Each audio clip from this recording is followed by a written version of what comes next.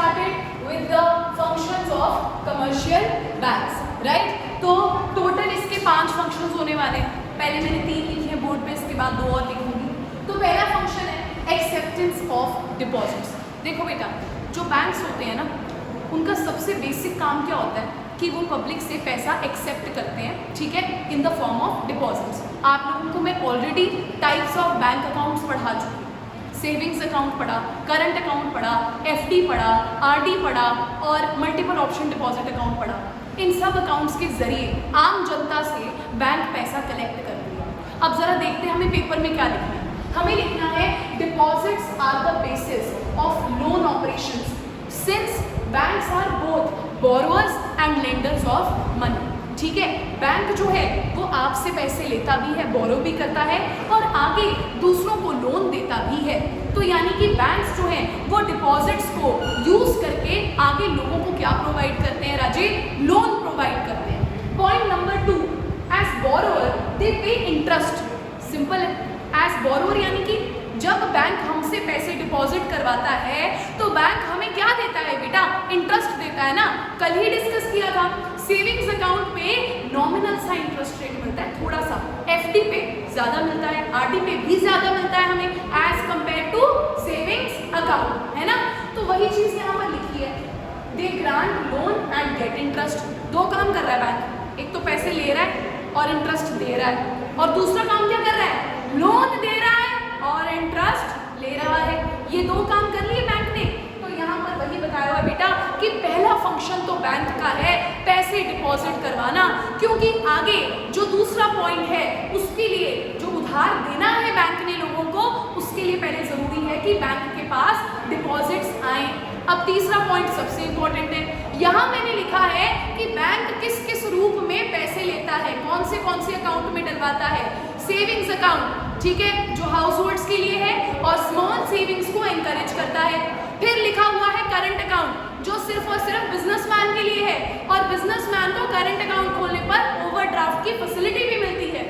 उसके बाद मैंने लिखा हुआ है फिक्स्ड डिपॉजिट अकाउंट, यानी कि आम भाषा में जिसे हम एफडी कहते हैं, ठीक है, जिसका इंटरेस्ट रेट ज्यादा होता है. चलिए फिर सेकेंड पॉइंट की तरफ बढ़ते हैं. Lending of funds. एक बार पैसे डिपॉजिट करवा लिए तो अगला टास्क है पैसे उधार पे देना, यानी कि एज अ लोन देना, ठीक है, पब्लिक को. तो यहाँ क्या लिखा हुआ है? Second major activity of commercial bank is to provide loans and advances out of the money received through deposit. अब आप बोलोगे मैम ये तो बेसिक सी बात है, कुछ नया सिखाइए. तो नया सिखा देते हैं. सेकेंड पॉइंट की तरफ ध्यान देखना है, बहुत सारी नई चीजें सीखने को मिलेगी. सबसे पहले ये लोन किस किस रूप में दिए जाते हैं? पहला आ गया ओवरड्राफ्ट. नंबर 1, जिसको ओवरड्राफ्ट चाहिए, कौन सा अकाउंट खोलना है? Current account. करंट अकाउंट पे भी आपको ऐसे ही ओवरड्राफ्ट नहीं मिल जाता. आपके अकाउंट में पैसे हैं, आपके ट्रांजैक्शंस का अच्छा रिकॉर्ड है, ठीक है, आपकी कोई एफडी वगैरह हुई है, उसके अगेंस्ट आपको ओवरड्राफ्ट दे दिया जाता है. यानी कि मान लीजिए कि मेरे बैंक में आज की डेट में 10 लाख रुपए हैं और सडनली मुझे किसी को 13 लाख रुपए की पेमेंट देनी है. तो ये 3 लाख रुपए मैंने बैंक से क्या ले लिए? एज एन ओवरड्राफ्ट ले लिया, जो मुझे उन्हें इंटरेस्ट समेत लौटाना पड़ेगा. यहाँ तक समझ में आया? ओवरड्राफ्ट क्लियर है. नंबर 2, कैश क्रेडिट, यानी कि छोटे छोटे कैश में लोन दे दिए. ओजस गया बैंक के पास, ओजस ने बैंक से लोन मांगा, ओजस ने कुछ सिक्योरिटी रखाई, बिना सिक्योरिटी के बैंक को लोन देगा नहीं, ठीक है, और बैंक ने ओजस को लोन दे दिया. Number 3, discounting trade bills. भैया ये समझाने में बहुत मजा आने वाला है. आपको +1 में एक चैप्टर है बिल्स ऑफ एक्सचेंज.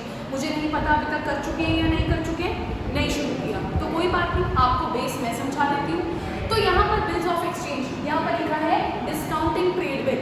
तो 2 बच्चे चुन लेते हैं पहले, एक तो जशन, दूसरा मयंक. अब जशन ने मयंक को गुड्स सेल किए, लेकिन मयंक ने कैश में पे नहीं किया. तो अब जशन ने क्या किया? एक बिल बना डाला, और वो बिल जो है उस पर लिख दिया कि मयंक ने 25 तारीख को मुझे 25,000 रुपए देने हैं, ठीक है. मयंक ने वो बिल एक्सेप्ट कर लिया जो जशन ने बनाया. अब क्या हुआ बेटा?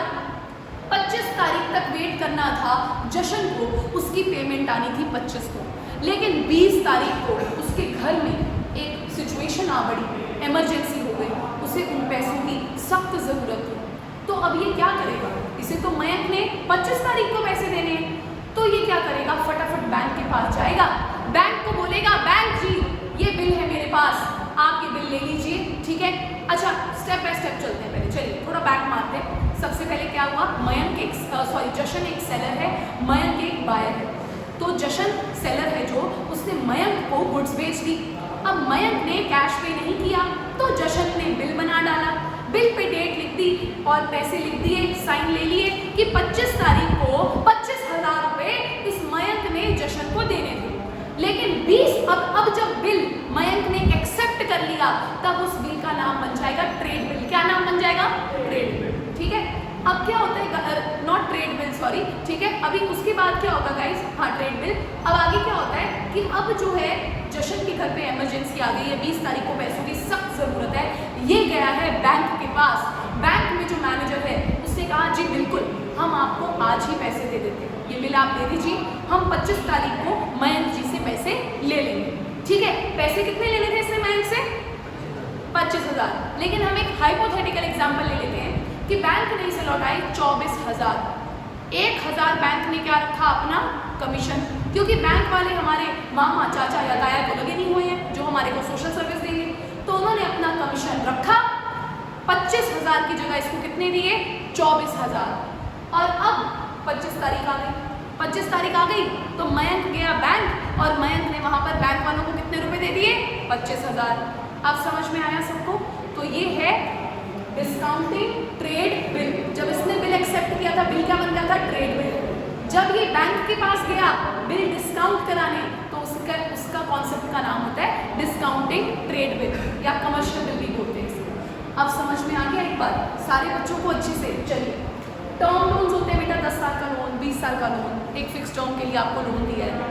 लेकिन ऐसा नहीं होता कि 10 लाख का लोन, हमने 10 साल के लिए लोन ले लिया 1 करोड़ रुपए का, तो मुझे 1 करोड़ 10 साल बाद नहीं लौटाने हैं, मुझे EMI देनी है हर महीने। EMI समझते हो, ईजी मंथली इंस्टॉलमेंट, मुझे हर महीने एक ईजी मंथली इंस्टॉलमेंट पे करनी है, ठीक है। 1 करोड़ की आप लगा लीजिए, अगर 10 साल का लोन है तो एक महीने की कितनी किश्त बनती है, वो किश्त मुझे हर महीने जाकर बैंक को जमा करवानी है। तो बहुत सारी नई बातें इस एक पॉइंट के नीचे सीखने को मिलती है। एक बार दोबारा देख लेते हैं अभी तक क्या सीखा। पहला पॉइंट सीखा कि बैंक का बेसिक फंक्शन है मनी को एक्सेप्ट करना। मनी को एक्सेप्ट करने के लिए बैंक ने तरीके बनाए हुए हैं, अलग अलग तरीके के accounts, savings accounts house holds के लिए है, करंट अकाउंट बिजनेसमैन के लिए है, FD फिक्स डिपॉजिट है जिन्हें ज़्यादा लंबे टाइम तक लमसम अमाउंट ऑफ मनी को जमा करवाना है, RD उन लोगों के लिए है जो हर महीने एक छोटी सी पोर्शन अपनी इनकम का सेव करना चाहते हैं, ठीक है। उसके बाद हमने शुरू किया लेंडिंग ऑफ फंड्स को उधार देने के बैंक के पास कई तरीके हैं। पहला तो ओवरड्राफ्ट जो सिर्फ और सिर्फ मिलेगा करंट अकाउंट होल्डर को, है ना। फिर हमने सीखा कैश क्रेडिट, यानी कि कैश में लोन दे दिया और वो किसी सिक्योरिटी के अगेंस्ट देंगे, उस पर इंटरेस्ट पड़ेगा आपको। और तीसरी जो हमने सबसे बढ़िया चीज़ आज सीखी वो क्या थी, discounting trade bills. Just a second, discounting trade bills में हमने क्या सीखा कि ये ए सेलर है, इसने बी को बायर को गुड्स सेल कर दी, लेकिन इसने कैश में पे नहीं किया, तो ए ने एक बिल बना दिया। वो बिल जब बी ने एक्सेप्ट कर लिया तो उसका नाम बना ट्रेड बिल, ठीक है। पैसे देने थे 25 तारीख को, 25 जुलाई को, ठीक है, 25,000 रुपये देने थे। लेकिन 20 जुलाई को इस ए के घर में इमरजेंसी आ पड़ती है, अब इसे अर्जेंटली पैसे चाहिए। बी ने मना कर दिया, वो कहता देख तुझे 25 तारीख की डेट दी है तो 25 को ही पैसे लौटाऊंगा। तो ये ए हड़बड़ाहट में बैंक के पास चला जाता है, बैंक इसे पैसे देने के लिए तैयार हो जाता है और इसी कॉन्सेप्ट को हम कहते हैं डिस्काउंटिंग ट्रेड बिल।